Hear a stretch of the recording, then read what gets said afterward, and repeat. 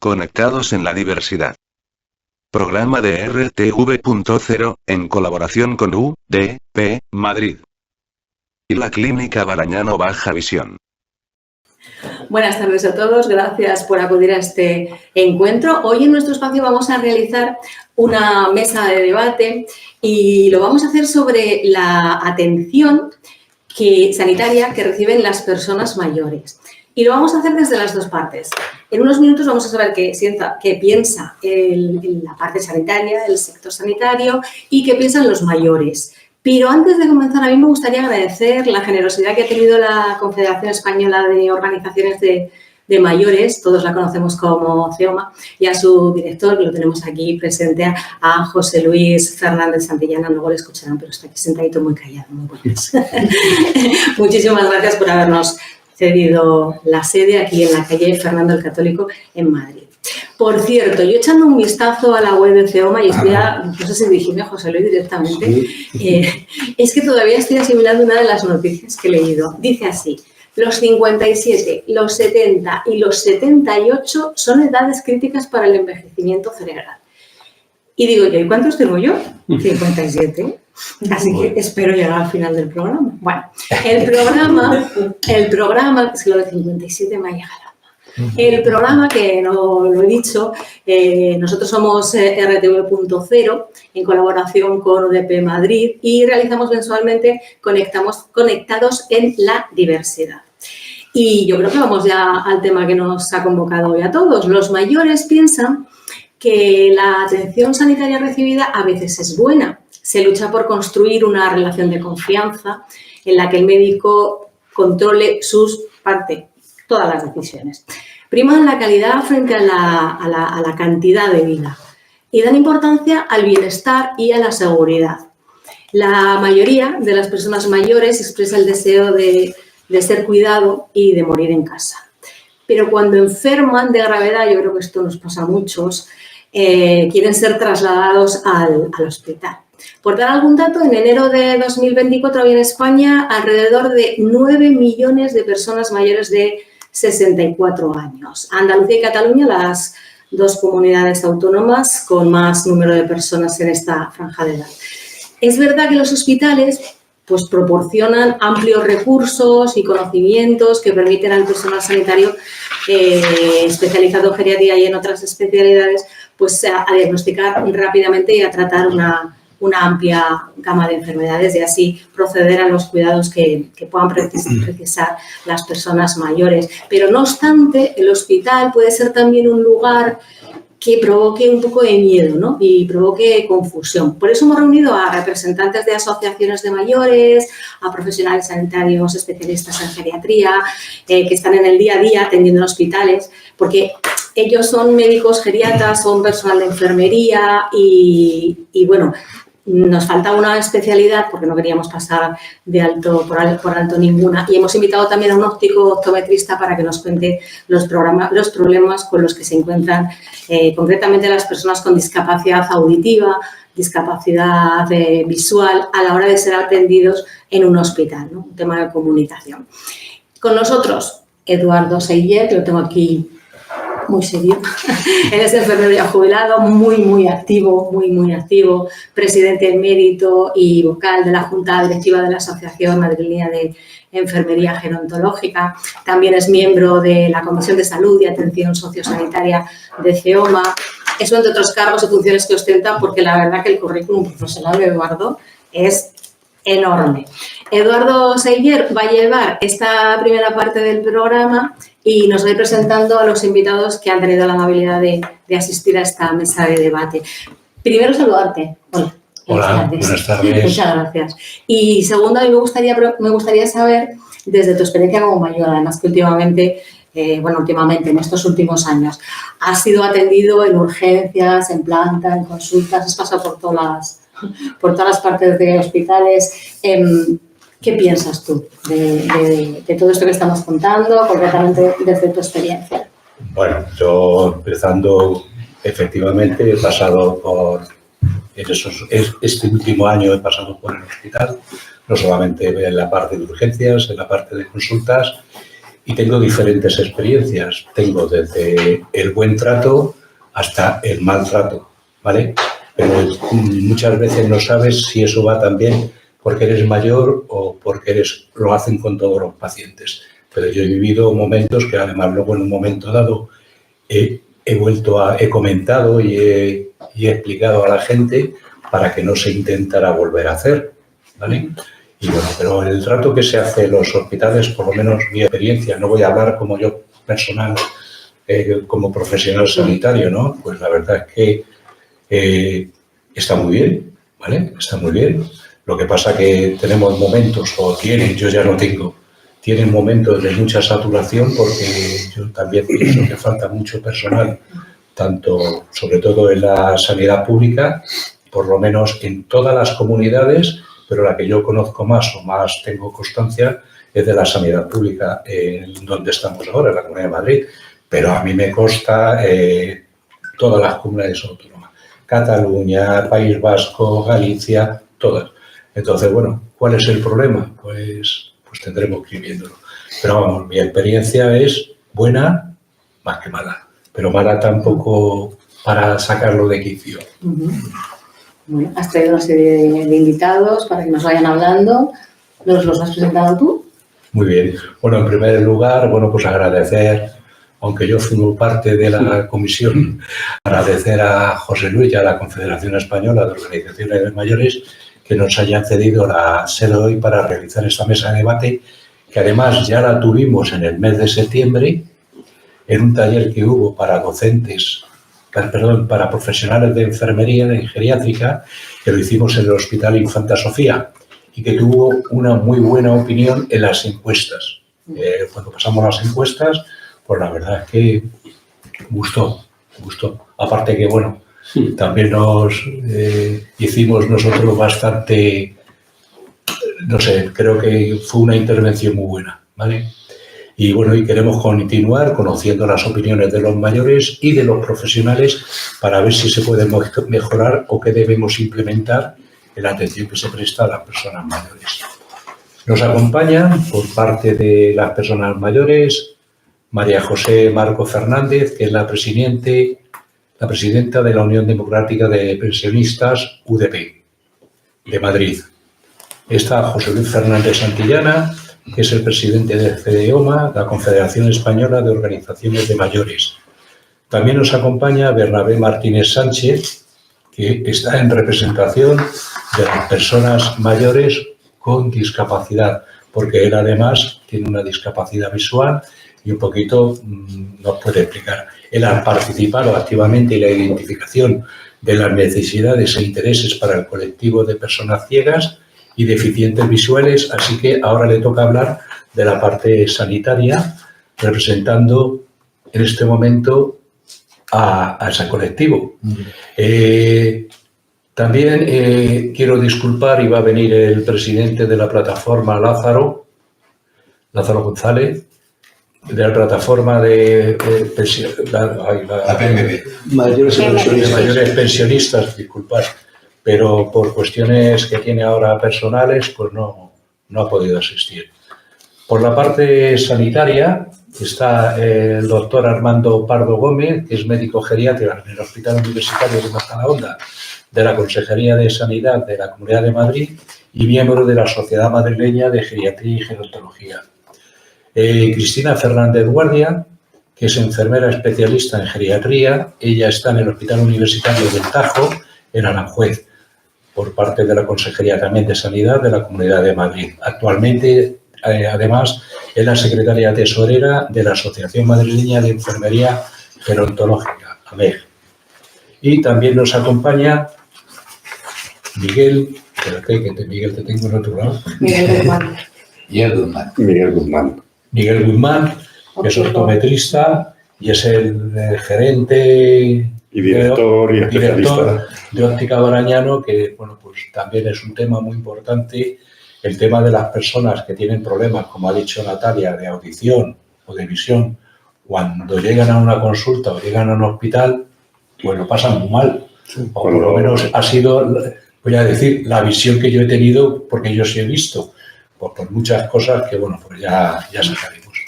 Bueno, pues voy a empezar yo con las preguntas que luego invito a cada representante de los mayores. Bueno, a ver, ¿el sistema sanitario actual está preparado para proporcionar asistencia de calidad a las personas que presentan una alta prevalencia de enfermedades y discapacidades? Quiero saber ahora un poquito lo que opináis desde cada entidad vuestra, de lo que, bueno, pues habéis en un momento dado percibido, y luego, por supuesto, Bernabé, él, desde su punto de vista, de su problema de persona con un punto de vista. Digo, a ver cuánto tarda. Vamos a empezar pues con Vamos a ser Mariche. ¿Qué es eso? Que Yo se creo está que el preparado. sistema sanitario no está muy bien. ¿Está cerca el micro? Vale. Sí, perdón. Pues que creo que no está muy bien preparado para las personas mayores que presentan una alta prevalencia, porque creo que debería haber unidades especiales en las que hubiera geriatras, precisamente, e incluso gerontólogos, y que fuera más especializado en ellos. Y además, para los diagnósticos y el tratamiento de los mayores, creo que se debería hacer con grupos, con equipos de médicos, en los que primara precisamente el geriatra y que tuvieran en cuenta de una manera total y relacionada todos los síntomas que tienen las personas mayores, teniendo en cuenta precisamente su peculiaridad de ser mayor, que no solamente se le trate pues una úlcera aisladamente o una fractura o lo que sea. Creo que esto debería estar muy coordinado y sobre todo que hubiera equipos especializados en esto. Y luego, además, no sé si ahora se me acaba el tiempo, pero creo que eso debería ser en los hospitales generales. También pienso que debería haber unas unidades especiales, una especie de residencias, que no fueran residencias, sino una cosa intermedia entre los hospitales y los domicilios. Porque hay veces que hay que darles de alta de los hospitales porque ya, pues, aparte de la falta de espacio y de recursos, pues no pueden ir todavía a su casa. Entonces, creo que tendría que haber unos centros especializados, también con equipos que vieran todo de manera global y relacionada, especial para los mayores, unos sitios, unas residencias que fueran eso, intermedias entre el hospital y las casas. Y bueno, pues creo que luego podemos ahondar más en todo esto, ¿no? Sí, bueno, podemos ahondar porque lo que estás ahora tú contando, quizá me esté adelantando, o estás diciendo, realmente existe. Existe. ¿En dónde? Aquí, en la Comunidad de Madrid. ¿En la Comunidad de Madrid dónde? Porque normalmente, por ejemplo, en los hospitales que yo conozco en el centro, no. No. Yo los que conozco Está el hospital de la Confría, luego hay una serie de hospitales Ese no está en el centro. que son los hospitales que en el momento que hay alguna dificultad en el domicilio, se les manda allí hasta que ya han mejorado y están mejor. Hay como por áreas, hay hospitales, ¿vale? Incluso, bueno, pues hay convenios con hospitales, por lo menos aquí en la Comunidad de Madrid.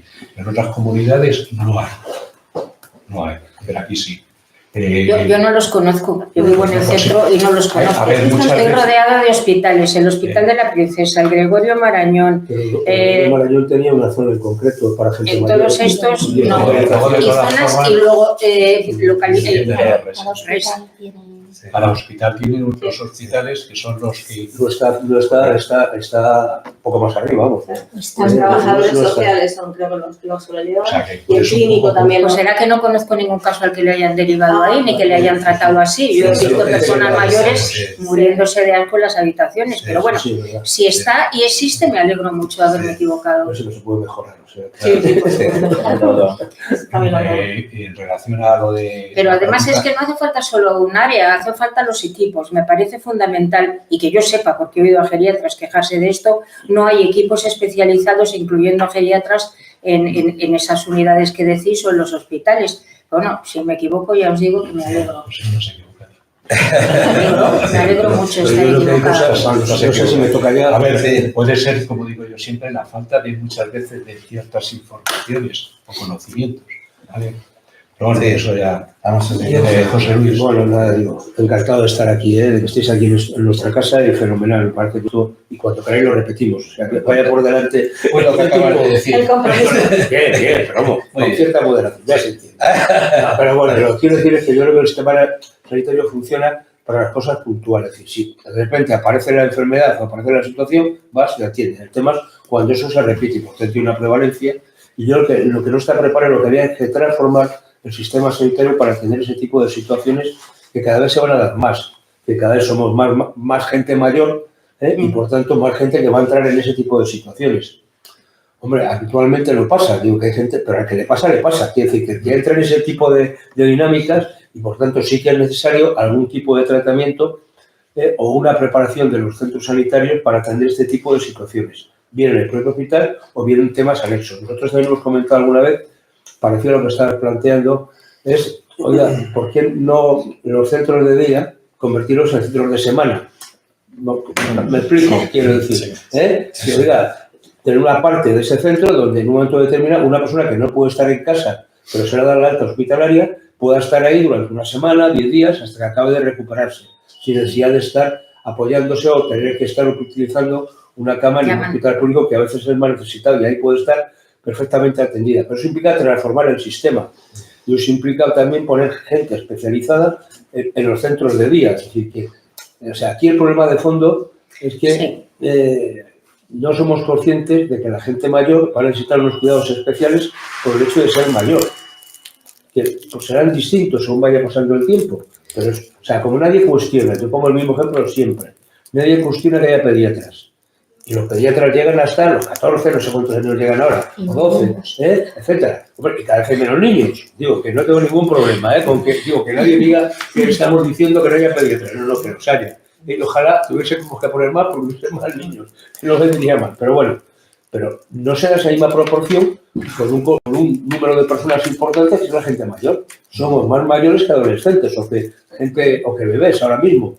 Oiga, pues hay que pensar que si hay pediatras, tiene que estar también en los centros de salud y tiene que haber al mínimo. Si no en cada centro de salud, al menos por zonas.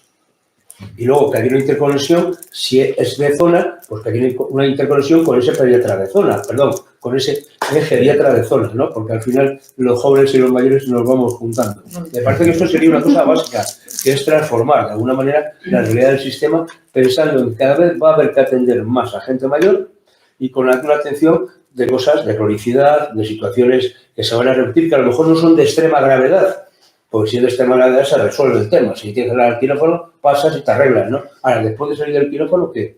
Y luego nos parece que también es importante el que se preocupe el sistema sanitario de dar un mínimo de formación o un librillo de instrucciones a la familia cuando recibe a ese enfermo que necesita unos cuidados específicos en casa, si es posible, y si no, para ese sitio, ¿qué es lo que tiene que hacer? Porque nadie hemos nacido con un manual de instrucciones para atender a un enfermo en casa. Aprendes a veces a golpe de porrazos. Entonces, si nos quitan los porrazos, mejor, ¿no? Y yo creo que por ahí trabajaría, yo creo que ese es el gran reto que tiene ahora mismo la sanidad, transformarse. Es decir, funciona, si tienes una cosa grave te van a atender.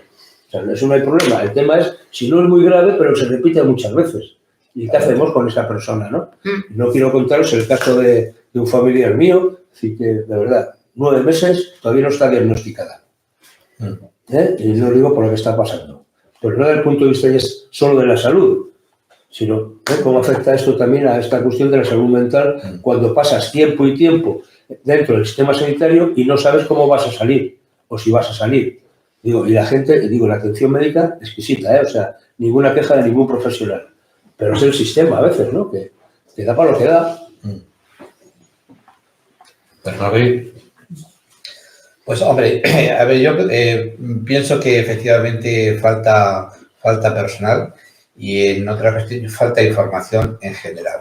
Es decir, yo creo que debiéramos, hace 2 meses ya, Eduardo, ya hiciste aquel evento a nivel nacional, el de hoy, que es una pequeña demostración de lo que se puede seguir haciendo, pero yo creo que de la misma manera que hay países que 2 años antes que la gente se va a jubilar de una empresa, es obligatorio sí o sí prepararle para la jubilación. Eso en España tendría que pasar, pero en los hospitales a la gente había que prepararla. Los médicos, las enfermeras, todo el mundo, porque la gente es súper amable. Cuando nos encontramos en un hospital con problemas, una persona con discapacidad visual, pues hombre, los que nos hemos defendido bien cuando éramos más jóvenes, incluso sin bastón o con un pequeño bastón, perfecto, pero cuando llegas a la ceguera total de una persona mayor y después de estar más de 48 horas en un hospital y con alguna dificultad o emotiva o de lo que sea, cuando dentro de la sala ya te encuentras raro, y ya no digo al salir, se pierden facultades sí o sí. Si en las personas mayores ya se pierden facultades en general, en las personas, entiendo, con deficiencia visual en este caso o ciegos totales, las cosas que has podido aprender, en el caso nuestro, de rehabilitación, de conocer las calles, conocer todo ese tipo de historias, como lleves mucho tiempo, no sabría precisar los días, pero sí tenemos ejemplos de gente que cuando ha salido del hospital después de 2 semanas, pues había que orientarle de nuevo. Sí, recuerdas que aquí era la calle tal, sí, es verdad, no me acordaba. Es decir, y todo eso es por la hospitalización. Es decir, entiendo que eso es complicado dentro de un hospital, cómo podemos formar a la gente, pero también es cierto lo que decía José Luis, pues hagamos un manual, ¿no? No sé si lo decías tú, José Luis. Sí, un manual, es decir, tener un manual ya preparado. Bueno, esta persona que ya tiene 102 años, ven usted, que va a salir ya pasado mañana, pues aquí tiene el manual de instrucciones, ¿por qué no? Que la familia sepa exactamente que hay ciertas cosas que va a olvidar, aunque sea temporalmente, pero simplemente reforzar ese tema. El problema es, insisto, en la formación y la información que debemos dar al resto de, no solamente hospitales, sino al resto de la ciudadanía. Bueno, ya también me habéis resumido un poquito la percepción que tenéis de lo que es la asistencia sanitaria que se presta en los hospitales en España. Bueno, yo ahora quiero deciros que más de 1/3 de los pacientes ingresados en los hospitales son personas mayores de 65 años y casi la mitad de estas personas mayores atendidas en el servicio de urgencias quedan ingresados en el hospital. En relación con esto que os acabo de comentar, de las personas mayores que quedan ingresadas en el hospital, ¿cuál es vuestra conclusión y de qué pensáis a qué es debido? Sería complicado. ¿Que por qué quedan hospitalizadas? ¿A qué es debido? ¿A qué es debido?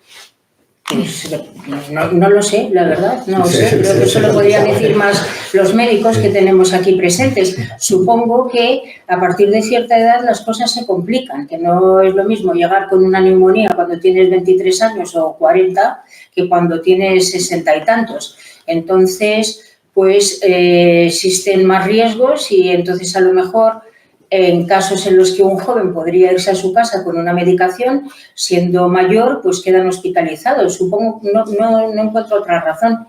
Y luego, además, pues van teniendo otras patologías asociadas y entonces supongo que es por esto, pero no sé por qué existe esa cantidad de personas o ese porcentaje de mayores. Yo creo que eso lo sabrán mejor los médicos. Sí. Pero fíjate, yo creo que, a mí lo primero que lo primero que me viene a la cabeza es por qué seguimos hablando, y seguiremos hablando, de personas mayores con 65 años hoy en día. Digo, o sea, el concepto de persona mayor creo que también tenemos que cambiarlo.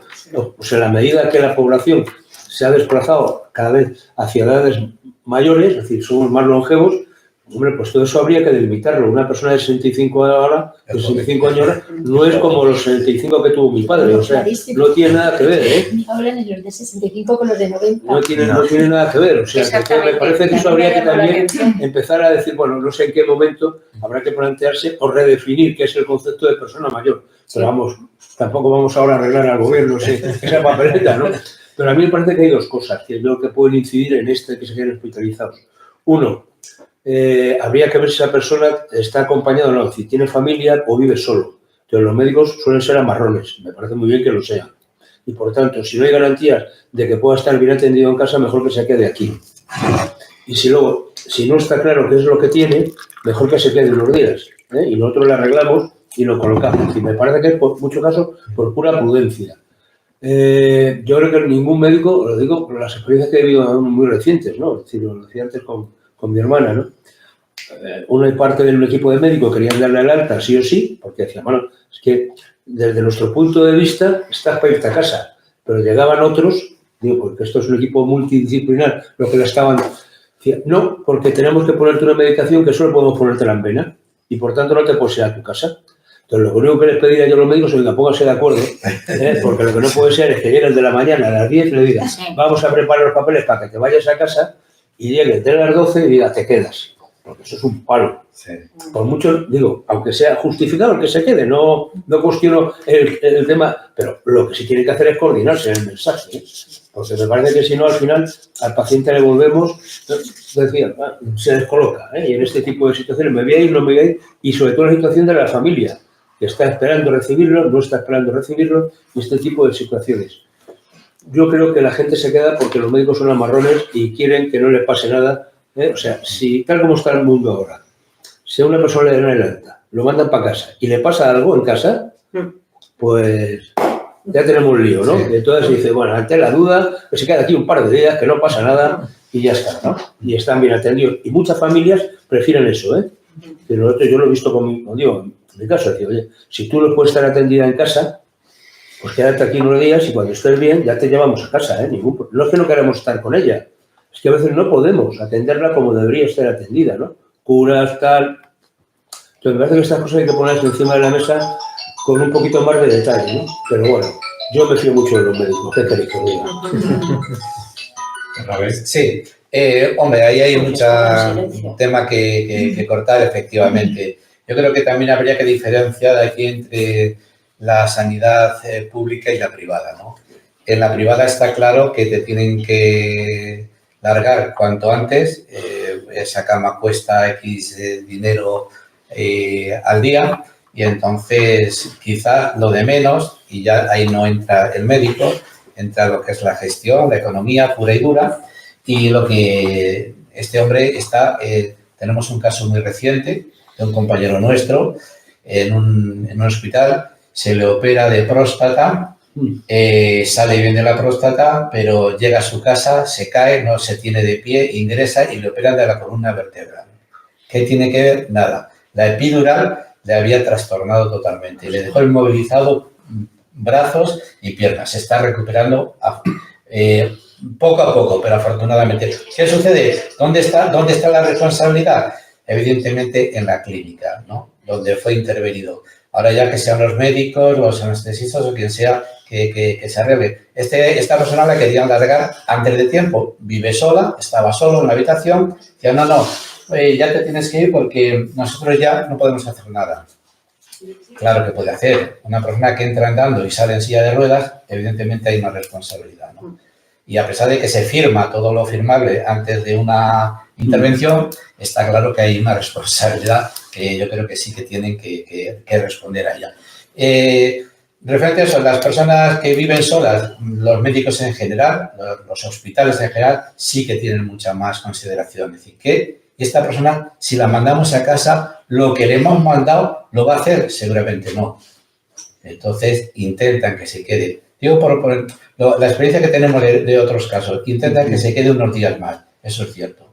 Pero, en fin, insistimos, se necesitan todavía muchas cosas, no solamente en los hospitales, sino en lo que es el sistema social, ¿no? Que voluntarios, gente que pudiera atenderte en casa de una forma adecuada en estos tipos de situaciones, ¿no? Porque mucha gente con un gasto inferior podía estar en casa perfectamente atendido con las instrucciones del hospital y no ocupaba una cama en él, ¿no? Bueno, también he leído en algunos sitios que las personas mayores, cuando salen del hospital, pueden estar en peor estado que antes de enfermarse. ¿Cree que esto es una realidad? El que las personas mayores... Yo creo que, fíjate, te digo, si sale al hospital, supongo que sale mejor que entró, por lo menos desde el punto de vista sanitario, ¿no? Supongo. Otra cuestión es desde el punto de vista emocional, desde el punto de vista de la cabeza, de si está más o menos desorientado, si otro tipo de situaciones más afectivas me parece a mí que desde el punto de vista de lo que es la parte clínica, ¿no? Es decir, hombre, si una persona pues, llega con una hernia, pues la arreglarán, o con un apéndice la arreglarán, o con una fractura, le van a arreglar, va a salir mejor. Otra cuestión distinta es que si se ha tirado ahí 15 días, pues a lo mejor está un poco descolocado, está agotado, está aburrido, está lo que queráis, ¿no? O sea, todo tipo de impedimentos. Yo creo que eso es lo que habría que hablar. A mí me pareció, o sea, estuvimos viendo un hospital, bueno, nuestro aquí de la comunidad, el de Henares, si no recuerdo mal, ¿no? Estos para que la gente se moviese, ¿no? La gente mayor se moviese dentro del hospital, han creado una especie de pasillo, una zona grande, un pasillo donde con imágenes de la zona del barrio es como el paseo de Henares, ¿no? Y la gente pasea por allí. Entonces, claro, no es lo mismo estar pasando por el pasillo que estar pasando por una cosa agradable, donde tienes unas imágenes, tienes tal. Entonces, me parece que ese tipo de iniciativas que tienen que tener los centros hospitalarios, pues de alguna manera pueden ayudar bastante a que la gente se encuentre más cómoda, ¿no? Pero, hombre, yo creo que desde el punto de vista, si sale peor de cómo entró, digo, desde el punto de vista clínico, bueno, o sea, pues hombre, a lo mejor alguien se ha pasado feliz, algún médico habría que decirle algo, ¿no? Pero yo creo que eso no pasa. Ahora, lo que sí pasa es que no tiene ninguna garantía, lo que comentaba Bernabé, es decir, que esa persona cuando llega a casa, si tiene que hacer una rehabilitación la haga, si tiene que tomar una medicación la haga o la tome, si tiene capacidad para ir a la farmacia a pedirla o no. Sí, este tipo de situaciones que son muy domésticas, pero que son el día a día. Hay gente que no tiene capacidad. Imagínate una fractura que llega a casa, está allí y ¿cómo va a la farmacia? Pues la telefarmacia, pero bueno, digo que este tipo de cosas son las que habría que ver, pero bueno, yo creo que yo me fío, decía antes que me fío mucho de los médicos. La cuestión, la pregunta era porque dentro de un poco de quejas que hay, que están escritas, pues una de ellas era esta, pero yo lo que tiene que ver más con el coco que con la salud. Que manifestaban sobre todo las familias, no la persona. También tiene, las familias. Yo creo que también tiene que ver, como tú decías, del tipo de sitios donde estén internados. Claro. Porque a veces el estar muchos días inmovilizados, pues depende de la edad, porque estoy de acuerdo contigo que 65 años, que antes en la pregunta era el límite que se nos ha puesto, me parece una exageración. Con 65 años es muy difícil que las personas se desorienten tanto, etcétera. Pero una persona bastante mayor o bastante más mayor que esté muchos días inmovilizada, pues sí puede salir peor. Y luego, además, muchas veces en los hospitales, a las personas, insisto, mayores de verdad o que tengan ciertos problemas, pues porque es más cómodo, más conveniente para el hospital, les ponen pañales. Personas que no están acostumbradas a llevar pañales, al estar en el hospital les ponen pañales, porque por la noche no pueden estar cambiándoles, porque no hay personal, porque tal. Entonces, en ese sentido sí que pueden empeorar, pero como tú dices, no de lo que han ido a lo mejor, no de la hernia que le han tenido que curar, sino de estar hospitalizados en determinadas circunstancias. Yo creo que eso tiene que ver más con la cabeza que con la parte de la propia enfermedad con la que llegó, ¿no? En muchos casos, pero bueno, no lo sé, digo, con la situación o el ambiente que se crea. Es que desde la situación que sea, los enfermos dicen, esta enfermera está muy bien, fenomenal, y yo te digo, estas son las sargentos, ¿no? Son las palabras que se emplean habitualmente, ¿no? Sí, es decir, sí. Entonces, eso tiene que ver mucho con la cierta empatía que se puede crear entre los profesionales que atienden a la gente, sea la enfermera, el auxiliar, los médicos cuando llegan, que tengan cierta mano izquierda o simplemente, al final el enfermo es un número más, te pasas y a ti te da igual, estás acostumbrado, estáis como vacunados, ¿no? Digo, en algunos casos. Y la falta de personal, no solo la empatía de la enfermera o del personal, es a veces la falta de personal, exactamente, que es que tienen que ir a toda pastilla y no tienen a lo mejor tiempo pues para hablar un poco con esa persona, para levantarla y cosas así. Hay un caso que sí me gustaría contar, que en una residencia, mucha gente, bueno, por cuestión de la familia, al final la persona termina en una residencia. Hace 3-4 años, pues en una residencia, no vamos a dar nombres, pero resulta que, pues bueno, después de comer había gente que no se echaba la siesta y que se aburría. Entonces alguien hizo una propuesta y dice, oye, ¿por qué no ponemos en el salón, vamos a poner de dónde viene esta gente? Y pusieron distintos pueblos que venían normalmente de fuera de Madrid, ¿no? y pusieron desde Google imágenes del pueblo correspondiente. Mañana vamos a hablar del pueblo de fulanito de tal. Eso llevó a que al final la gente decidía de no ir a la siesta solamente por ver esa escena. Eso duraba 1 hora y pico y era la atención tan grande, gente que llevaba varios meses y que hablaba poco, que empezó a tener dificultades con el habla, empezó a tener, esa es mi casa, ahí viví yo, y fue algo emocional. Y lo que no sé eso, ¿por qué no se establece en más sitios? No cuesta dinero. Es coger el Google, ¿no? Y plantearlo y decir, a ver, ¿cuánta gente vive aquí? Hombre, de Madrid, pues saber un poco de la procedencia del barrio y poner imágenes del barrio, eso parece ser, bueno, en este caso levantó el ánimo de muchísima gente, ¿no? Creo que es importante. Bueno, ahora me podéis decir cómo pensáis que se siente la mayoría de las personas mayores, todas, ¿eh? O sea, yo aquí cuando hablo personas mayores, todas. Más de 65, dices. Yo cuando digo más de 65 es porque me voy a de 65 para arriba. Sí. Y es lo además. Vale. Cuando van a un hospital a pasar la consulta, en relación con el tema de las tecnologías, el uso de aplicaciones para las citas, el sacar el numerito para el orden que le corresponde para entrar a la consulta. Sí. Anda, que se está pegando con la tarjeta y todo eso. ¿Qué pensáis? Pues sí, yo creo que hay gente que se maneja bien, hay gente que no se maneja, pero es como, bueno, pues como los hospitales ahora, ya que también pides el menú también con una pantallita en muchos hospitales, ¿no? Con lo cual hay gente que no acierta nunca, ¿no?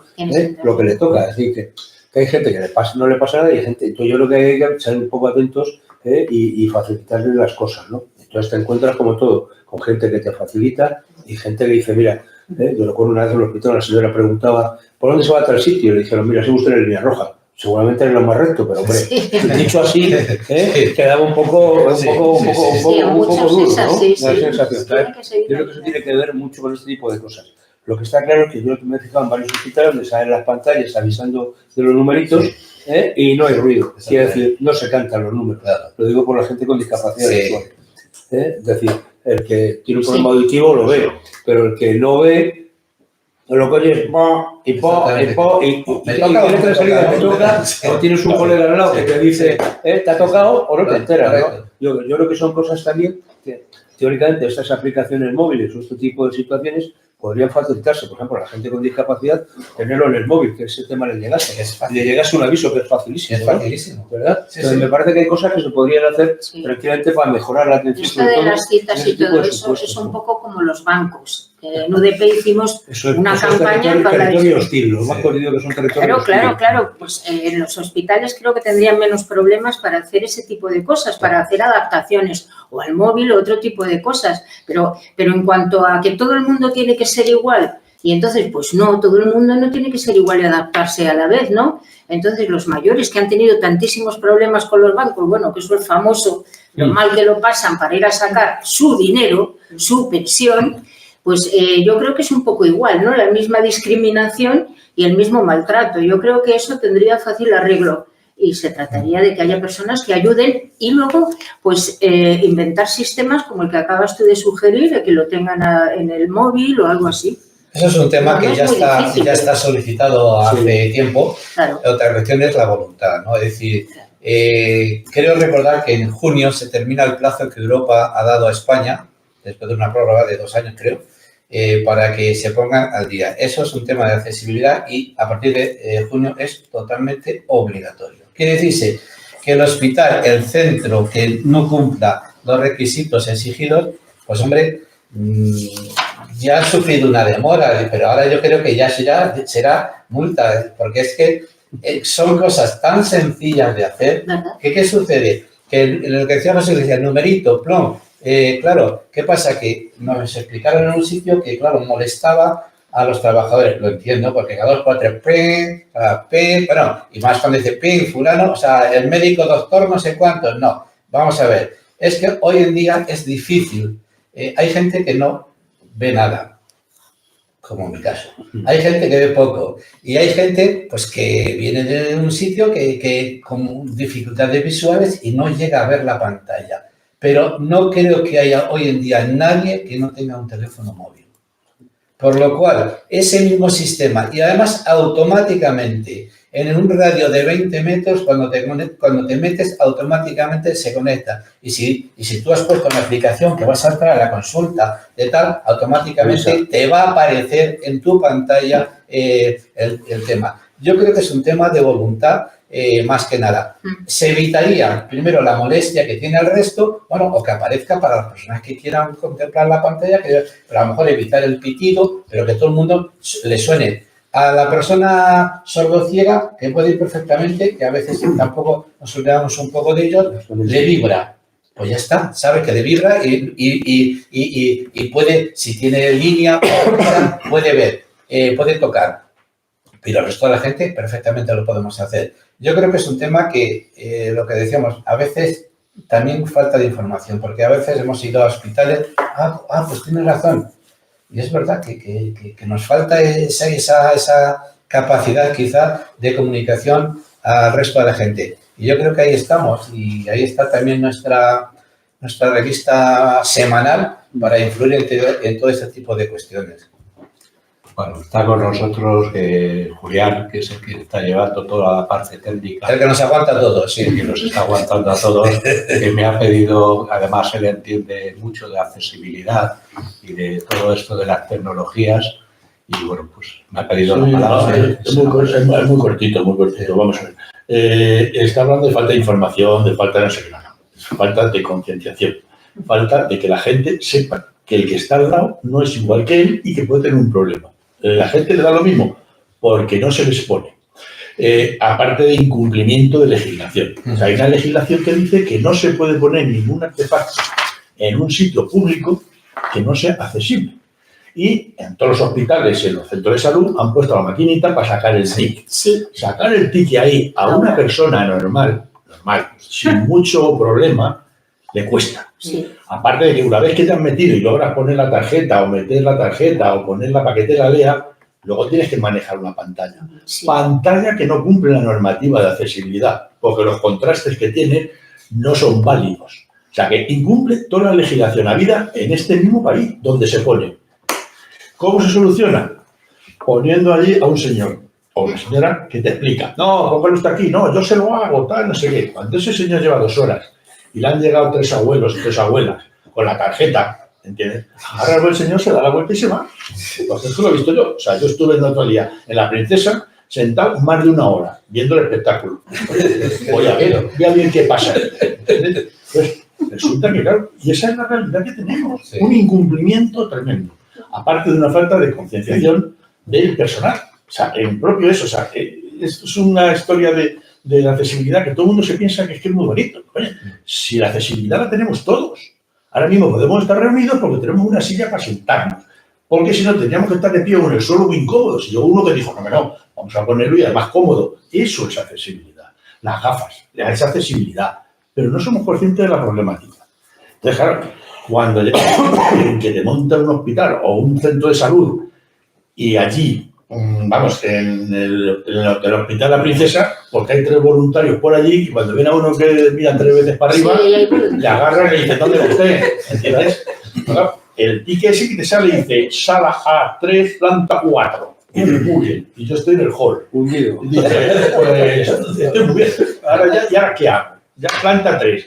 Oiga, deme usted algo más. ¿Entiendes? O sea, y eso no es. Cuando ahora mismo tenemos sistemas, es que te pueden llevar la consulta del médico a la puerta y al asiento sin ningún problema.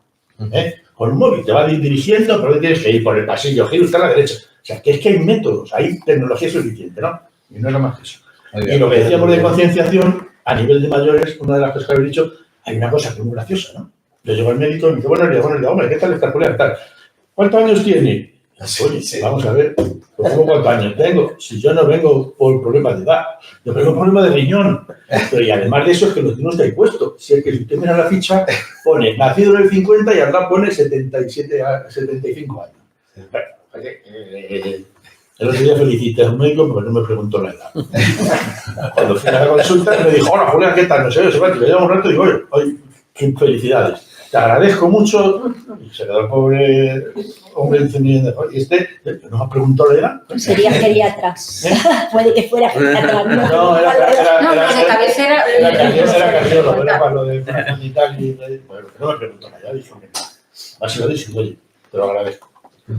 Los de cabecera no lo suelen preguntar, ¿no? Cada uno tiene Son ya los que su mejor historial. conocen al paciente, sin duda. Lo saben. Pues la verdad es que esto de la tecnología, como estabais hablando, lo del papelito, el ticket, Sí. yo como voy tanto a consultas también he vivido de las personas, incluso jóvenes, como ya no sale el número de orden, ya no es el 1, el 2, el 3, el 4, ahora es NHT3, no sé qué, pues no entienden y por mucho que salga en la pantalla, que es lo que habéis dicho, de que solamente sale pi, ya no está. Por ejemplo, Bernabé, ¿cómo se entera cuando le toca? Si está solo, que podía ir perfectamente, porque su familia ha ido a lo mejor a aparcar el coche o lo que sea, pues también debería haber una misma. Luego tiene que ir a traumatología, porque el que está al lado, que si ha visto el numerito, dice que es el NP32, como el otro nace, dice, oye, le pega un codazo a la... Vamos, habrá que ir corrigiendo eso. Está bien. Bueno, ahora ya un poquito ya para ir terminando, ¿creéis que las personas mayores había puesto deberíamos de disponer de voluntades anticipadas en las que indiquemos qué tipo de atención deseamos que se nos preste en los hospitales, en las consultas? ¿Qué opináis? ¿Sabéis lo que es lo de las voluntades anticipadas? Instrucciones previas se llama, ¿no? Yo cuando me muera me da igual que no tengo predilección que hagan no, es que ha salido hace poco de gente y decía, oye, si los deseos de tú sabes que ha dicho fulano de tal, y de no, es que se murió hace una semana y tal. Chico, no tengo ni idea, las últimas voluntades, ¿no? No, perdón. Eso es otra cosa. Yo creo que sí. Vamos, Eso es otra cosa. Ya. Yo creo que una cosa es también se habla del testamento vital en algún momento determinado, de diferentes tipos de situaciones, pero yo creo que tiene que ver mucho, me parece que también con la falta de información y de formación de la gente. Es decir, si muchos mayores no saben que pueden hacerlo, y por tanto sería bueno que la gente sepa que puede hacer ese tipo de actuaciones previas, ¿no? A que va a tener, sobre todo cuando estamos gente que pueda tener esa cronicidad. Si no sabe que lo puede hacer, si no sabe cómo hacerlo. Es decir, que esto no es una cosa sencilla, para que tenga validez, ¿no? Se habla mucho igual del testamento vital, todo este tipo de historias. A mí me parece que este tipo de cuestiones lo que hay que hacer es asesorar, decirle a la gente la información y luego que decida libremente, ¿no? Y también hay que tener en cuenta, de alguna manera, su capacidad. Me refiero a que hay gente que tiene capacidad plena y puede decidir, hay gente que a lo mejor no la tiene tan plena en un momento determinado y hay que también, yo creo que la familia tendría que, no digo ser determinante, pero tendría que conocer que eso va a ser así, porque si no, al final, en un momento determinado, la familia puede imponer algo que él no quiere. Entonces, me parece que ese tipo de situaciones son las que habría que intentar paliar, porque si la familia no sabe que eso se ha hecho, eso puede estar en un cajón de casa sin que se entere nadie, ¿no? Entonces, me parece que yo aquí insistiría mucho en el tema de información y formación, para que decidan libremente qué es lo que quieren hacer, ¿no? Hombre, luego yo estoy en contra, pero esto es una cuestión muy personal, del enseñamiento terapéutico, que no tiene nada que ver con otro tipo de cuestiones. O sea, a la gente no hay que darle medios extraordinarios, sino para mantenerlo artificialmente, ¿no? Eso no tiene nada que ver con la eutanasia, no tiene nada que ver con este tipo de situaciones. No entro a opinar de este tipo de situaciones, ¿no? Pero yo creo que eso cada vez se está cuidando mucho más y tiene un papel muy claro los geriatras y luego además es un tema que habría que reforzar también, que son las unidades del dolor. Estas unidades especializadas en el tratamiento de gente que lo pasa muy mal por los dolores, digo, por el tipo de gravedad que tiene, y eso funciona en algunos hospitales, funciona de cine, Y paliativos, ¿no? Los cuidados paliativos. Y sobre todo me parece que hay un tema importante, es también cómo estas unidades, mi experiencia es cómo ayudan también a los familiares a entenderlo, que no es fácil. Entonces me parece que el pensar, yo creo que estos temas, sobre todo en estas últimas etapas, o cuando hace falta cuidados paliativos y tal, pensar en la familia también, ¿no? Cómo se les, entre comillas, prepara. No es mi responsabilidad, hombre, no, pero algo bien, ¿no? Es decir, estas cosas yo creo que ayudan. Y yo creo que eso también depende un poco de los hospitales, porque Sí, también. No solamente de cuestiones paliativas, hay gente que va a tener una intervención de cáncer, aunque no sea muy grave, y sin embargo gente que se ve totalmente apoyada por un equipo médico, ¿no? O sea, para él y para la familia. Es una cosa que no tiene previsión de mortalidad ni nada, pero simplemente es el disgusto que se está llevando esa persona y la familia de lo que le va a venir, la quimio, todo ese tipo de historias, y influye mucho la preparación de los profesionales ahí. Sí. Mariche, ¿quieres añadir alguna cosa? No, estoy de acuerdo con José Luis que sería fundamental que se hable más de esto.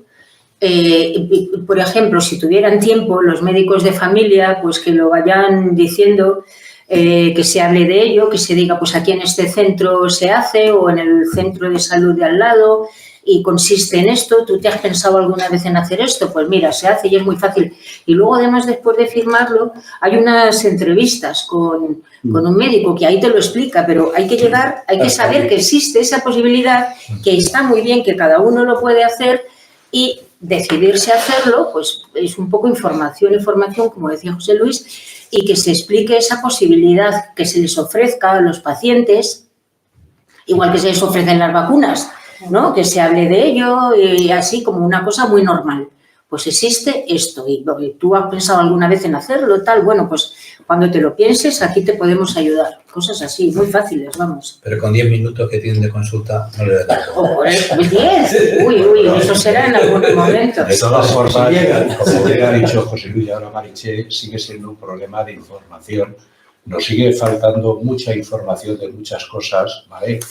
Y luego concienciar también a la gente que tiene que hacer esa información o promover esa información.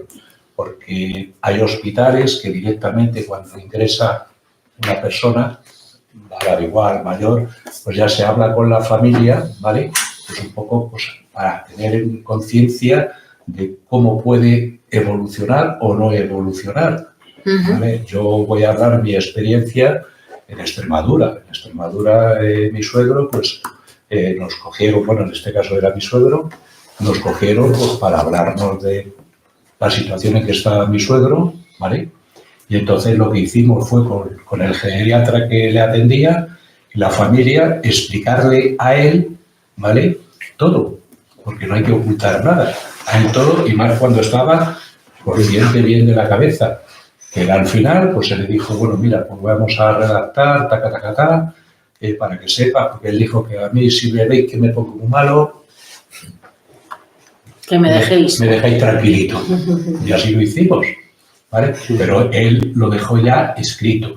No es eso de lo dejó escrito. Se le explicó que, bueno, que igual que ha habido ir saliendo de sustos, pues está. Y yo no sé, luego ya en la parte de mis compañeros, pues a lo mejor yo que pienso, que a lo mejor en los hospitales en los que ellos prestan servicio, pues a lo mejor también de vez en cuando, si tienen algún caso, pues... Ya nos hemos metido bastante con los médicos, ¿no? Pues ahora yo agradeceros a vosotros tres vuestra intervención y ahora le vamos a pasar a nuestros compañeros o mis compañeros sanitarios. Sí, sí. Y la parte asistencial. ¿Nos podemos meter con ellos ahora? No, que ellos Natalia va a ser la persona que os va a realizar las preguntas. Pero yo soy muy suave, ¿eh? Yo lo que sí que quería decir antes de pasar a hablar con ellos y que se defiendan un poco y por alusiones que tienen todas las del mundo, no sé si me dará tiempo a preguntarles algo, pero hay una cosa muy bonita que escuché el otro día sobre el tema de los trasplantes. Ya sabéis que aquí en España somos los número unos.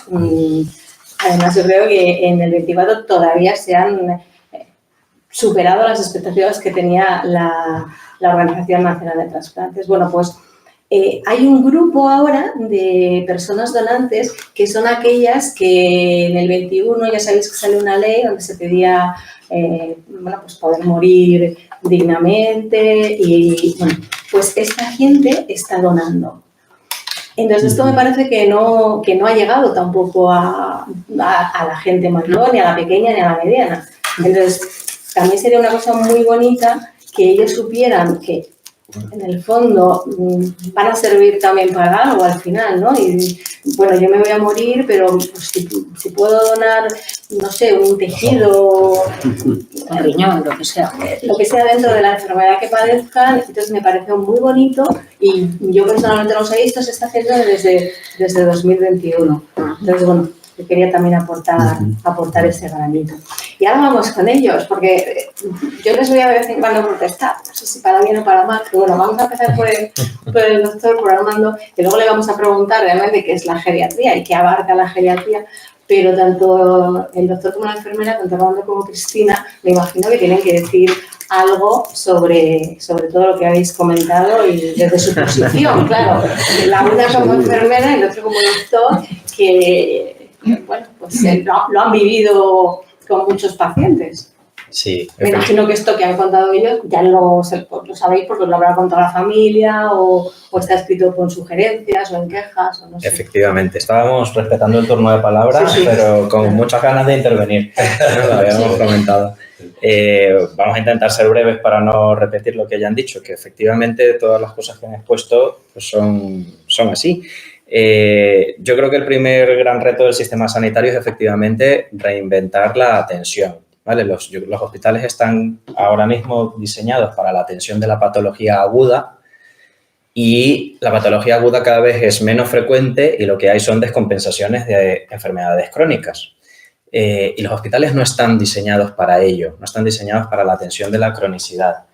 Entonces, sí que se ha intentado, por lo menos aquí en Madrid, hacer un tipo de hospitales de atención intermedia, ¿no? Y hospitales, los grandes más conocidos son los hospitales que llaman hospitales de agudos y luego hay otros hospitales que son de apoyo, que tienen dos indicaciones para ir allí, o continuidad de cuidados o recuperación funcional, precisamente, que son cuando el ingreso genera un deterioro funcional que es potencialmente recuperable, se envía a estos centros para intentar hacer pues que vuelvan a casa con la misma situación funcional que tenían antes del ingreso.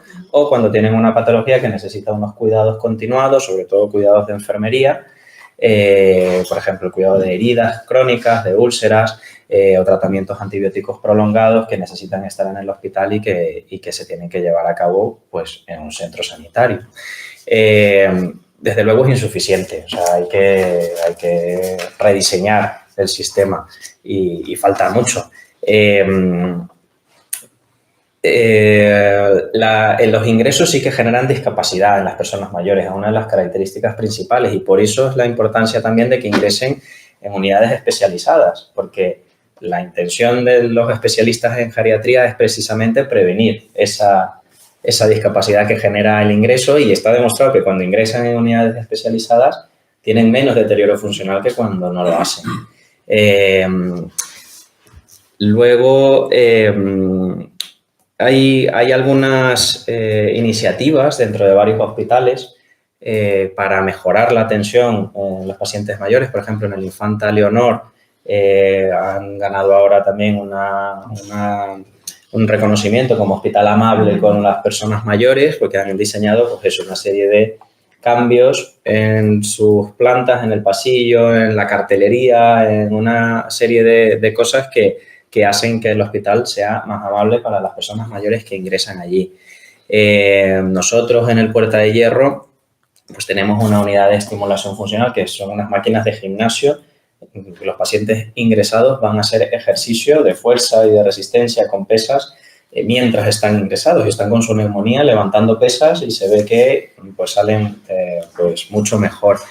Y luego, en cuestión de información, que también se ha hablado mucho, la Sociedad Madrileña de Geriatría en su página web tiene una serie de recomendaciones para pacientes y para cuidadores, para pues, prevenir las caídas, enriquecimiento de la dieta, prevención de la discapacidad. O sea, hay muchas cosas que están allí.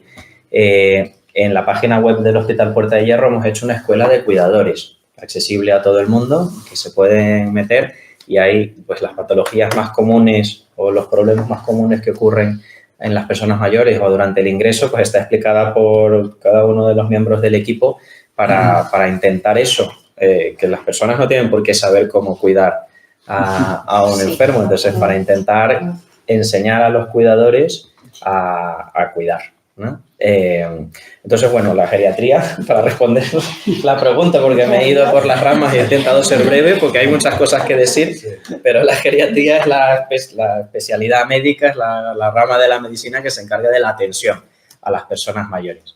Y la característica principal de la geriatría precisamente es que se centra en una atención integral y multidimensional. O sea, se abordan varias, a veces son problemas sociales, problemas nutricionales o otro tipo de problemas que a veces tienen que ver con la patología que les lleva al hospital y a veces no, pero que trae varias consecuencias. Entonces, es un abordaje multidimensional y que tiene como principal objetivo mantener el máximo nivel de independencia de la persona mayor el mayor tiempo posible. O sea, más allá de curar, obviamente, la patología que le lleva al hospital, lo importante es que intentar que sean independientes el mayor tiempo posible, ¿no?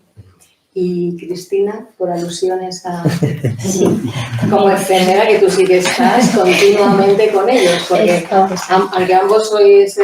pero bueno, es como que los doctores vienen pues una vez al día o dos, o sea, hay urgencias, pero la enfermera es la que está allí todo el rato. O sea, yo personalmente, que soy paciente de nefrología porque estoy trasplantada de riñón, justo en el clínico estamos en la misma planta con geriatría. Y claro, los mayores, como decimos, son muy traviesos. Entonces es muy difícil controlarlos. O sea, es que de repente tú vas por el pasillo, que es una... y al familiar le dicen, no, por favor, ¿me puede acompañar a la planta de abajo? Es que resulta que me han robado tal, o te dicen una cosa y es que hasta te lo crees. Y te dicen, bueno, pues yo le acompaño y te para la enfermera y todo.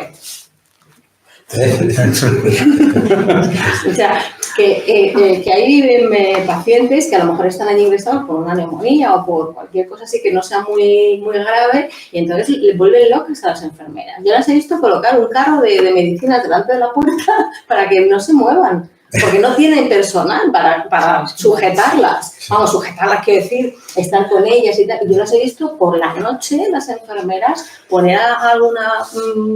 abuelilla a hacer contabilidad de alguna cosa o, claro, entretenerlas porque o sea, decíamos antes lo del pañal, pero es que no solamente es el pañal, es que es atenderlas por la noche, no vas a meter 5 somníferos y que se te quede dormida 3 días. Bueno, poco sopa.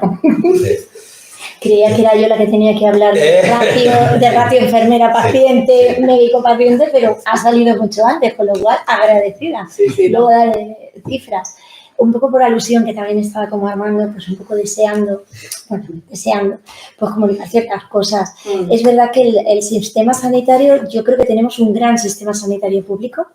Dentro de eso, es verdad que tenemos carencias. Y tenemos carencias porque no nos estamos dando cuenta de lo que viene. Y lo que viene es que España va a ser el tercer país más longevo del mundo a 2030.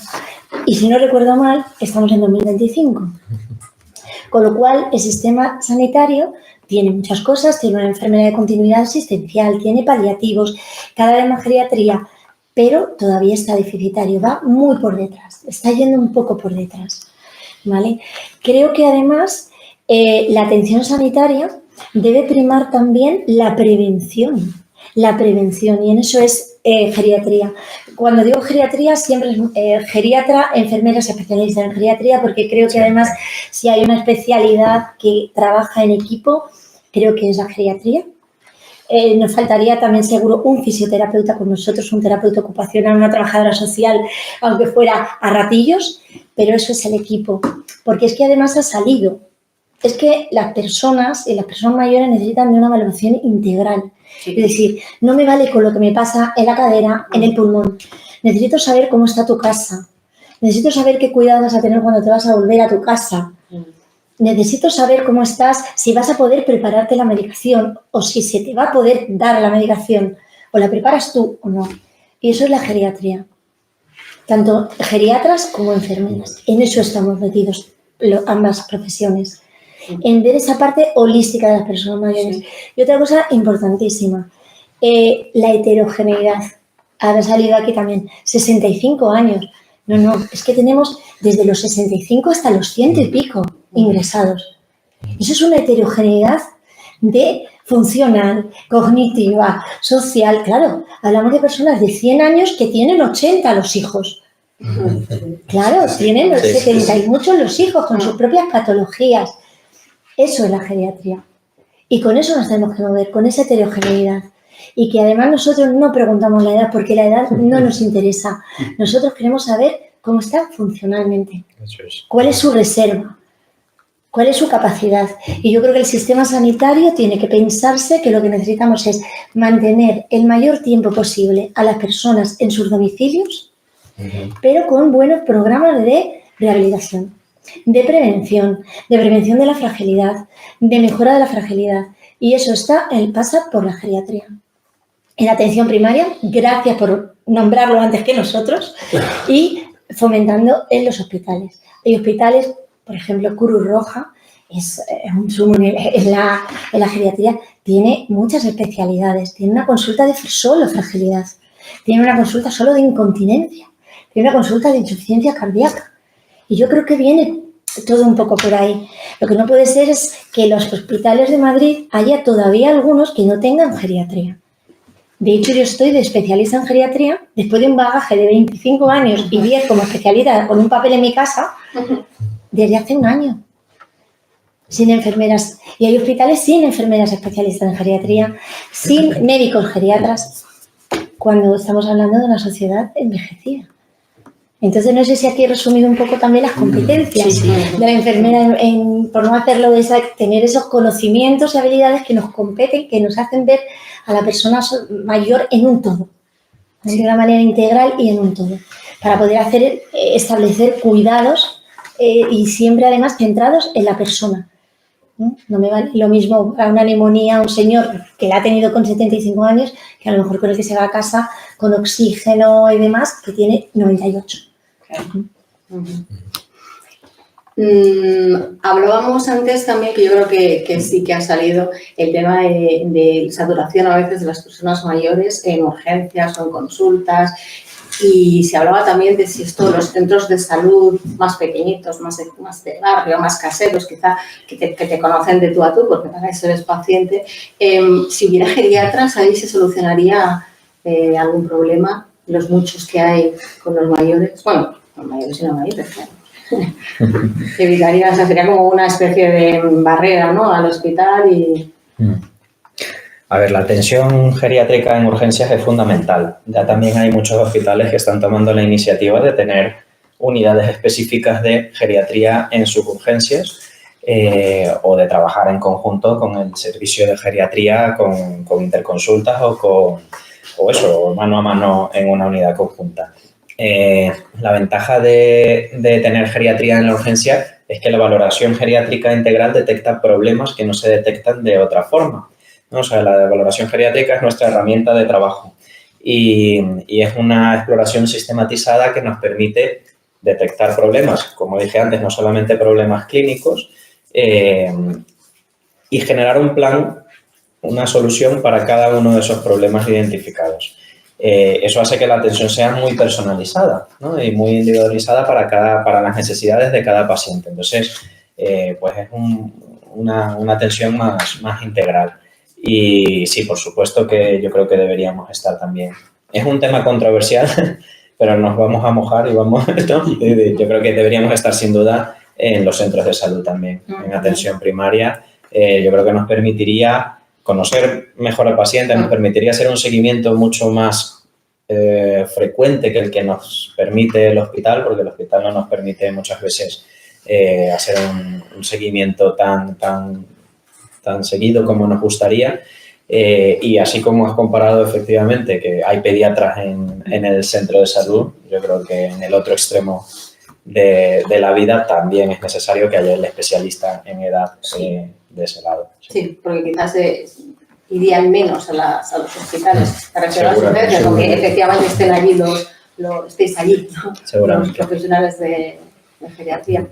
Y hay falta de médicos con esta especialidad de geriatría, porque no están, porque no hay especialidad, porque no existen en España, porque no hay plazas. Bueno, la situación en España es muy heterogénea. Yo no conozco todas las comunidades autónomas, pero el ejemplo, por ejemplo, es o sea, Andalucía hasta hace, si no me equivoco, dos años no tenía especialidad de geriatría. Entonces, bueno, pues depende también de la comunidad autónoma en la que estés, la situación es una u otra. Hace falta, por supuesto. O sea, es totalmente deficitario el ratio geriatra-población mayor que necesita un geriatra. Yo así, intentando hacer cálculos, por la cantidad de personas mayores, que ya se dijo que son un poco más de 9 millones de personas en España, pues debería haber por lo menos 6.000 o 7.000, yo creo, ¿no? Cumpliendo el ratio de si más o menos la mitad de ellos están en riesgo de tener un deterioro funcional, que es donde somos más útiles, pues, y se calcula que más o menos debería haber uno por cada 700, debería haber entre 6.000 y 7.000 geriatras que no hay. ¿Enfermeras? Pues menos todavía, porque somos un poquito más, aunque hablemos de geriatría, somos muy jóvenes, somos una especialidad relativamente joven y además también muy poquitos, y es que hacía nada, solo había 10 unidades docentes. De hecho, nosotros desde AMEC firmamos convenio de colaboración para que haya más unidades docentes, para que haya más enfermeras especialistas en geriatría. También desde mi punto de vista de haber estado en universidad 6 años en la Universidad de Alcalá dando clase de geriatría, claro, como profesora temporal y demás, es verdad que la geriatría no gusta.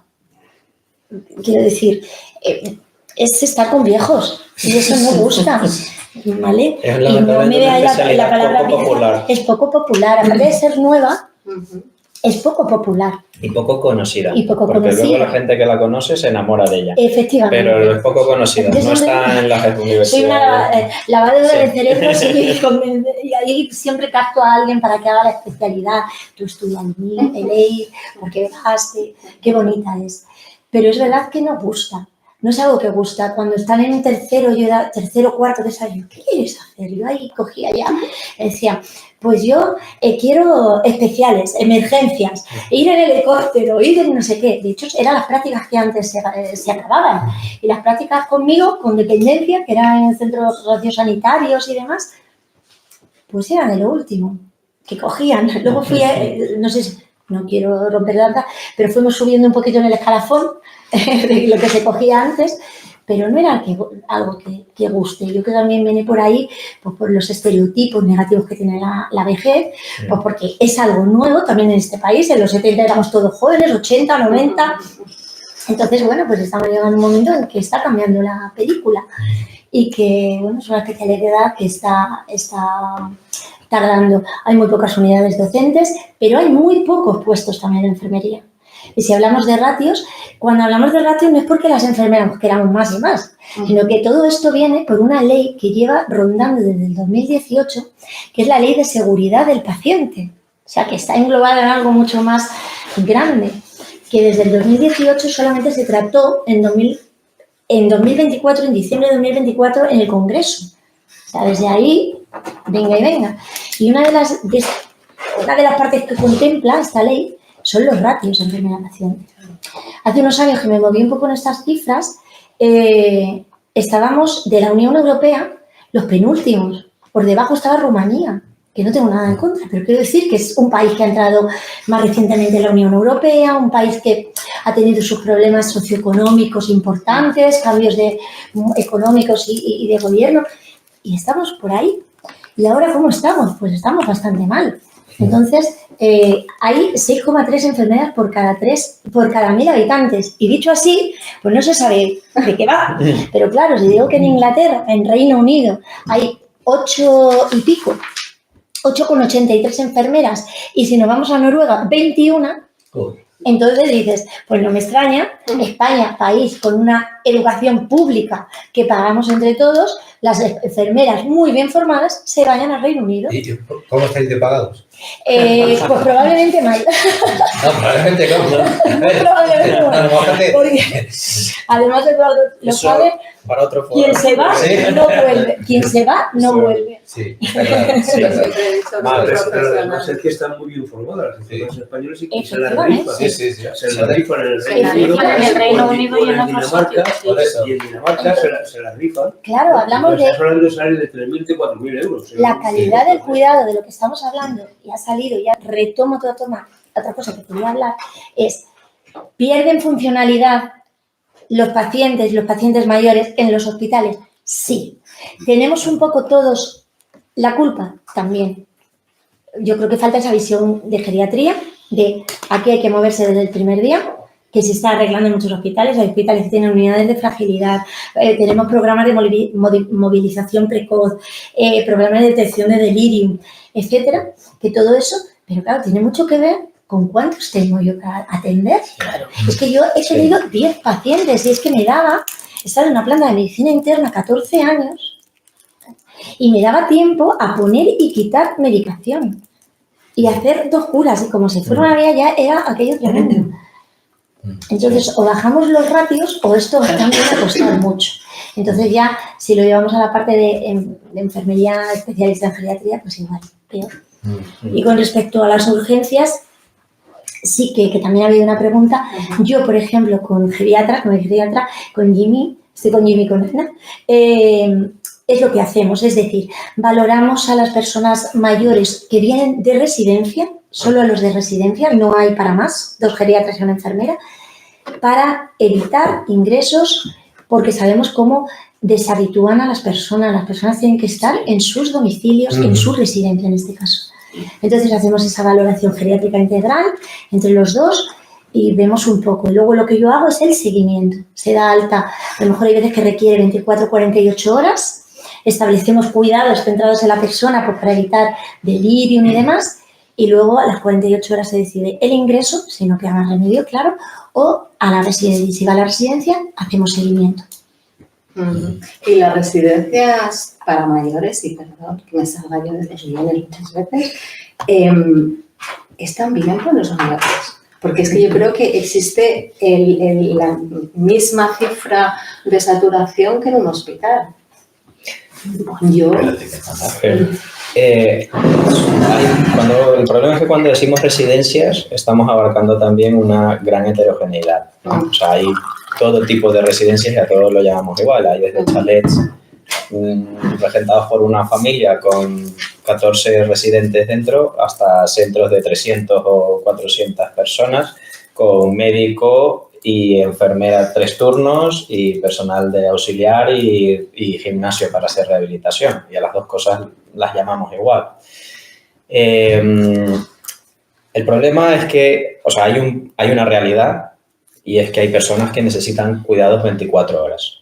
Eso es una realidad hoy y lo va a seguir siendo. O sea, y esas personas que necesitan cuidados 24 horas tienen que tener un sitio donde se les puedan asegurar esos cuidados. Si no se pueden asegurar esos cuidados en casa, porque también hay recursos sanitarios y sociales para intentar asegurar esos cuidados en casa, para ayudar a las familias a dar esos cuidados, pero la realidad es que muchas veces las familias no tienen la capacidad de dar esos cuidados, pues habrá que buscar un sitio donde se le puedan dar. Y la solución que tenemos a día de hoy pues son las residencias. O sea, que hay que dar solución a esa realidad, que es la necesidad hay personas con necesidad de cuidados 24 horas. Entonces, ahí también se tienen que cumplir unos ratios y se tienen que cumplir unas condiciones. Bueno, pues habrá que asegurarse de que se cumplan, porque las condiciones están establecidas, pero no siempre se cumplen. Ya. Yo tengo aquí apuntado, Cristina, que hasta el 22 de marzo de 2011 se mantuvo abierta la posibilidad de acceder a la especialidad de geriatría, ¿no? A través de una disposición transitoria del decreto, pero actualmente está cerrada. Entonces, ahora es vía... O sea, tienes que entrar como enfermería interno residente. Sí, sí, claro. Esa fue una opción.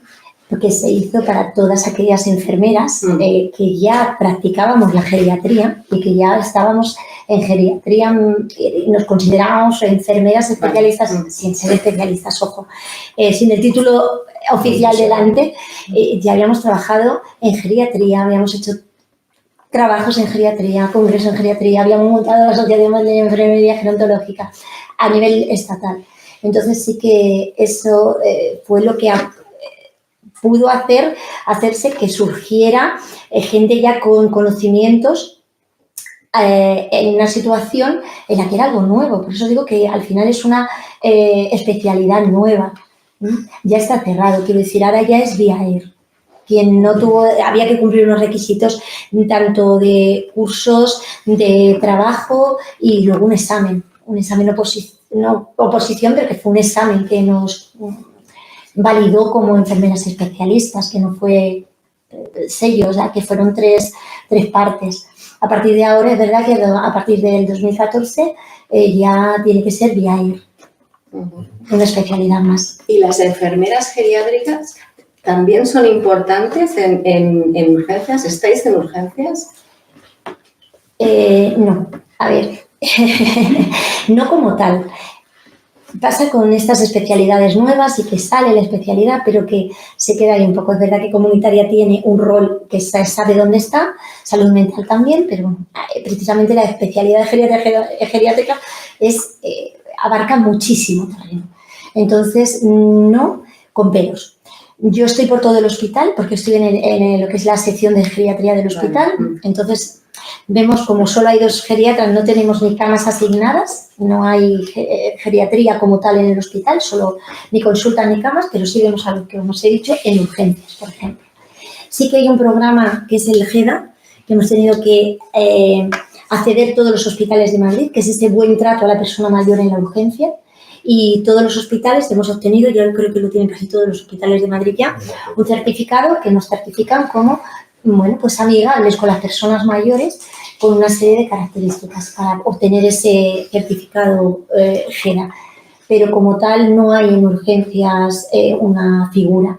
Es la enfermera GEDA, que es un poco la que lleva, al principio antes de estar especialista en geriatría, yo era la enfermera GEDA de la urgencia.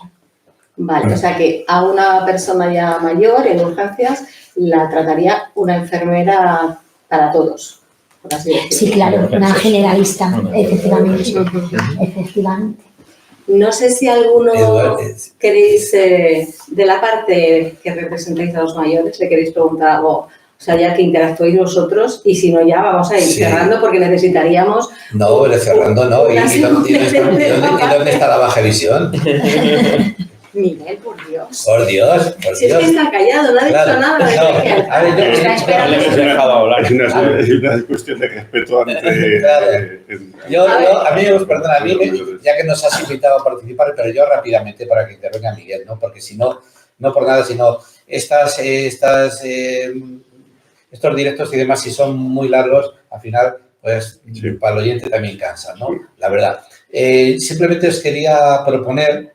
¿qué os parece si este tipo de encuentro lo tenemos cada 2 meses, donde sea? Porque yo creo que a la persona mayor, a los hospitales, a los centros en general, les interesa y deben tener contacto con todo este tipo de cuestiones que habéis planteado, ¿no? Bien. ¿Sí? Como yo no he hablado bien. Gracias, Miguel, porque los médicos nos han pronunciado. Ya sabes, Bernabé, que yo me apunto. No, contigo lo tenemos mensualmente. Sí, pero no, yo prefiero el tema concretamente de las personas mayores. Nosotros era el programa que hacemos con Miguel en los segundos miércoles de cada mes, menos en este mes que ha habido este descoloque, ¿no? Lo hacemos mensualmente, hablamos de personas mayores y sobre todo de baja visión, de todo tipo, ¿no? Entonces, pero sí me gustaría que abordásemos, por el planteamiento que habéis hecho hoy, súper interesante, el tema de las personas mayores, en concreto en hospitales y demás, ¿no? Y la experiencia vuestra es la que vale. ¿Nos podemos emplazar a Aranjuez? ¿Has dicho Aranjuez o dónde? Sí. ¿Aranjuez? Pues sí. Pues esperamos a que vengan las fresas, entonces. No, pero además yo creo que programas de estos ayudan precisamente a lo que tú comentas, es decir, dar a conocer que existe esa especialidad, la necesidad que hay de que esa especialidad se cubra y se implemente, ¿no? Es decir, por la vía de la enfermería y también por la vía de los médicos. Seguramente dentro de los MIR no sea la especialidad donde la gente se pegue por adquirirla, ¿no? Entonces, me parece que también, yo creo que hay un componente vocacional, me parece en vuestro caso. Me da la impresión, ¿no? Es decir, a mí admiro cuando hay algo más que simplemente, es decir, el tener un título, cuando ese título lo que está llevando es a una atención a la gente y porque crees en lo que estás haciendo, yo creo que eso tiene mucho mérito, ¿no? Yo creo que hay que reconocerlo, y me parece que si le hacemos un poco de publicidad a lo que estáis haciendo, eso vendría muy bien, ¿no? Y de hecho nos comprometemos, nos comprometemos a que no os tengáis que desplazar, sino hoy en día la tecnología es la que es y nosotros lo haríamos, si os parece bien, de centro de mayores. O sea, no reunirnos aquí, sino vamos a un centro de mayores, pedimos el permiso correspondiente y de allí que sean los mayores los que se pronuncien. ¿Cómo lo veis? ¿O cómo lo oís? Bueno, ¿cómo lo veis? ¿Bien, bien? ¿Cómo lo veis? Yo lo veo bien. Yo lo veo bien, sí. No tienen capacidad los pobres Claro. de decir, Ahora era feo. Es que ha sido un asalto. Ha sido un asalto, yo lo reconozco. Pero bueno. De todas maneras, es que he hecho mucho daño House y todas estas películas. Lo digo porque antes decías tú lo de que querían ir en helicóptero, en las ambulancias volando y tal. Yo creo que hay películas que me han hecho mucho daño y siguen haciendo, ¿no? Pero bueno, Miguel, por Dios. Hola, buenas tardes. Por último, Miguel Guzmán, él es óptico optometrista, está especializado en baja visión. Sabemos, Miguel, que la baja visión afecta fundamentalmente a personas mayores de 55. Aquí ya hemos bajado el ratio hasta el mío ya. Más prevalencia en las mujeres, pero hay algo también muy importante y que es lo que decíamos al principio, ¿no? Los problemas con los que se encuentra una persona mayor, que encima tenga un problema de oído, tenga un problema de visión cuando llega al hospital. Porque no oye bien, no ve bien, ya no solamente es que porque sí, claro, es verdad que han puesto los ascensores en braille, por ejemplo, los ascensores de los hospitales les han puesto braille, pero no habla. O sea, yo puedo pulsar la planta 7, 4, 3, pero cada vez que entre cada vez que llega a una planta, ¿qué tengo que hacer? Asomar la cabeza y decir, ¿en qué planta estoy? Sí. Entonces, quiero decir que sí, que haya mucha accesibilidad, mucho tecnicismo, mucha tecnología, pero no.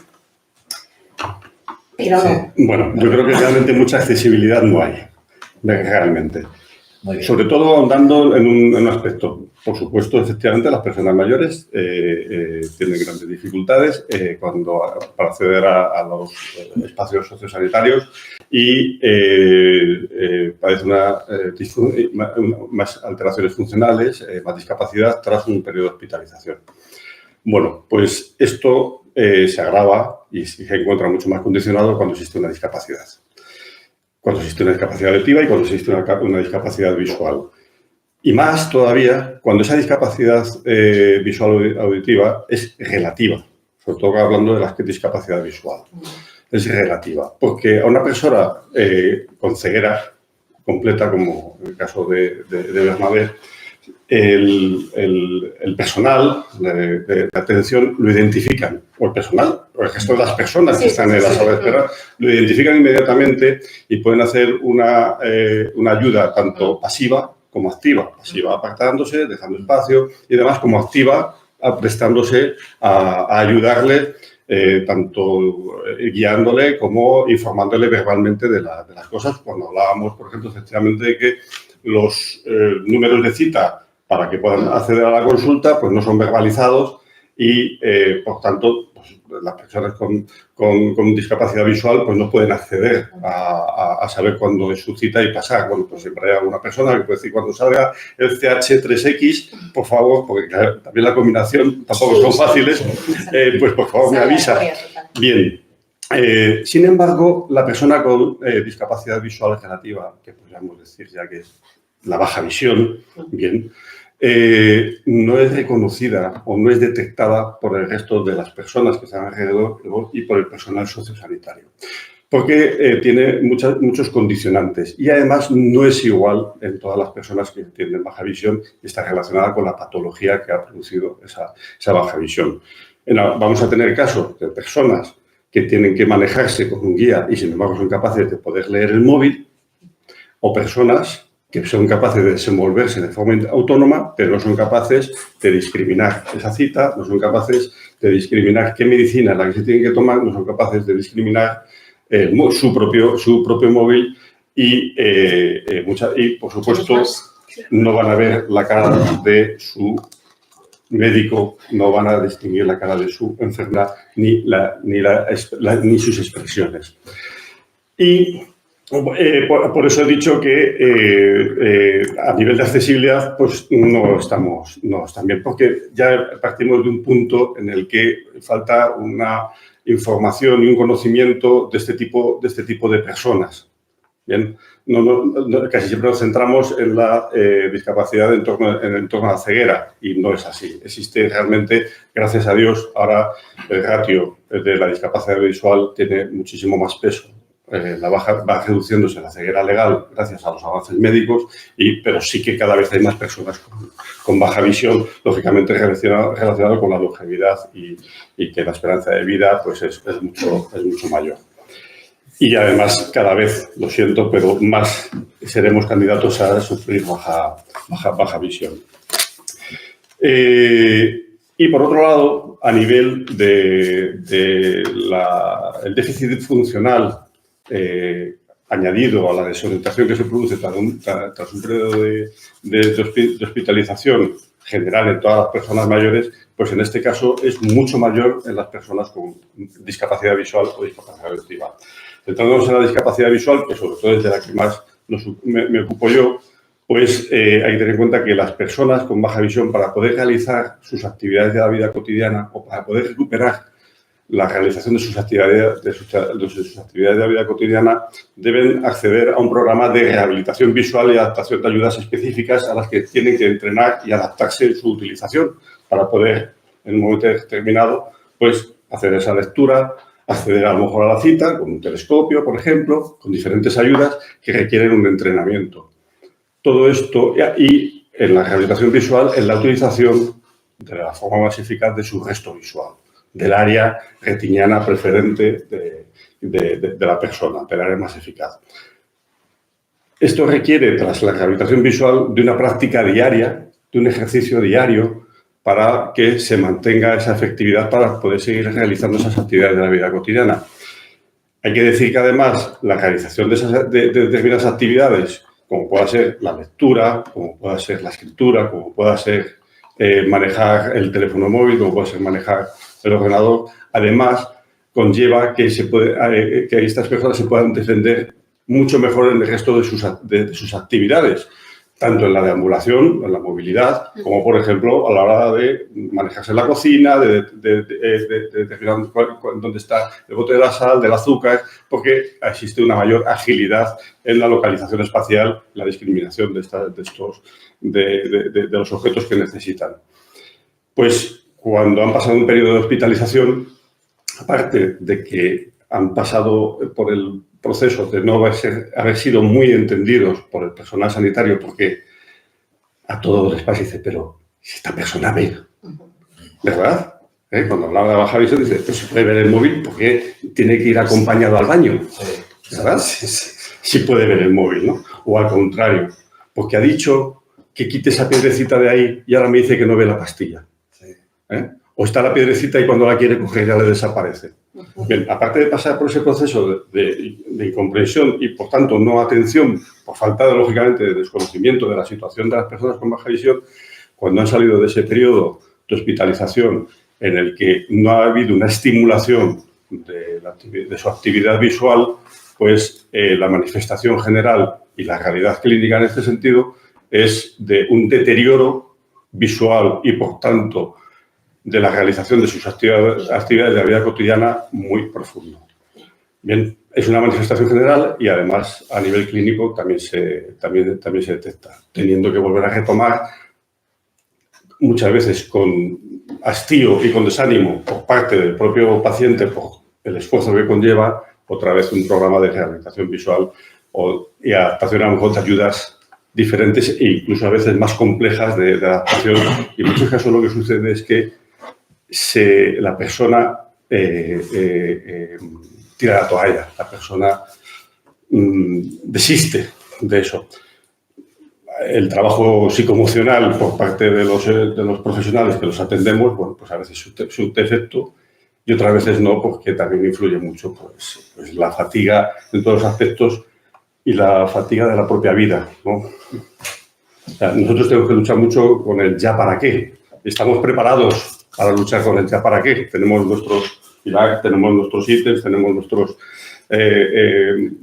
nuestras estrategias para luchar con el ya para qué, pero después de determinados procesos, ese ya para qué es muy pesado y muy profundo.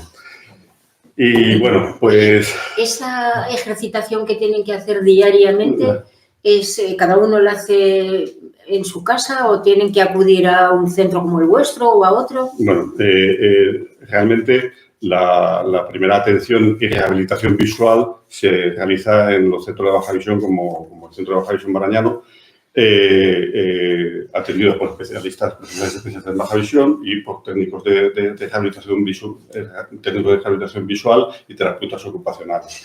Una vez que se ha hecho ese programa intensivo e inicial, pues los pacientes deben seguir haciendo ya sus actividades, porque la rehabilitación va dirigida a que realicen sus actividades.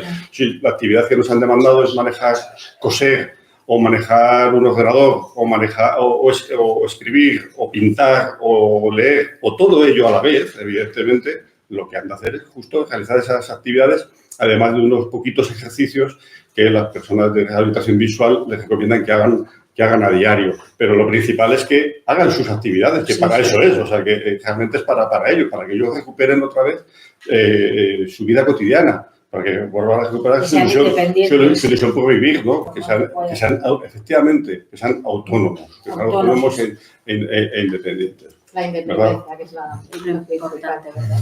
Pues vamos a ir cerrando. Ahora ya sí, que no me he saltado a nadie. Es que estaba tan callado, Miguel, discúlpame, estaba tan calladito. Es que es muy educado. Total.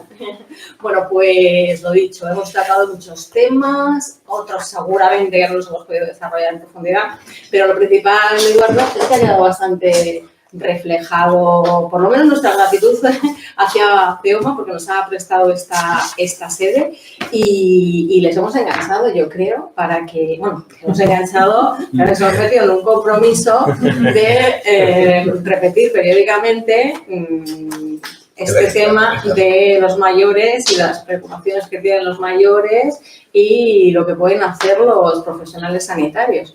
Entonces, ya hasta que ellos quieran, ¿no, Berna? Sí, bueno, más adelante ya iremos efectivamente. Sí. Pues muchísimas gracias a todos los que han estado aquí, que no los vamos, pero bueno, sí, tenemos aquí a Cristina, tenemos aquí a Marichi, tenemos a Miguel Guzmán. Te he puesto el primero ahora, ¿eh? Bueno. Te he puesto al presidente, y teníamos que haber puesto por ahí. José Luis, tenemos al doctor Armando, tenemos a Bernabé y a Julián, es que otro que lo tenemos siempre detrás de la cámara. Sí. Entonces, al pobre tampoco no le damos mucha importancia. Hoy porque le hemos dejado participar. Bueno, pues a todos muchísimas gracias y a Pilar, que la hemos dejado ahí en un rinconcito. También la lengua para no se lo oiga. Bueno, pues en la próxima intervienen los últimos, serán los primeros. A ustedes, ya saben, segundos miércoles de cada mes, conectados en la diversidad. Hasta el próximo día. Muchas gracias. Muchas gracias a ti también. Gracias. Bueno, Perfecto. Es un tema que ya está. Es un tema que da para mucho. Conectados en la diversidad.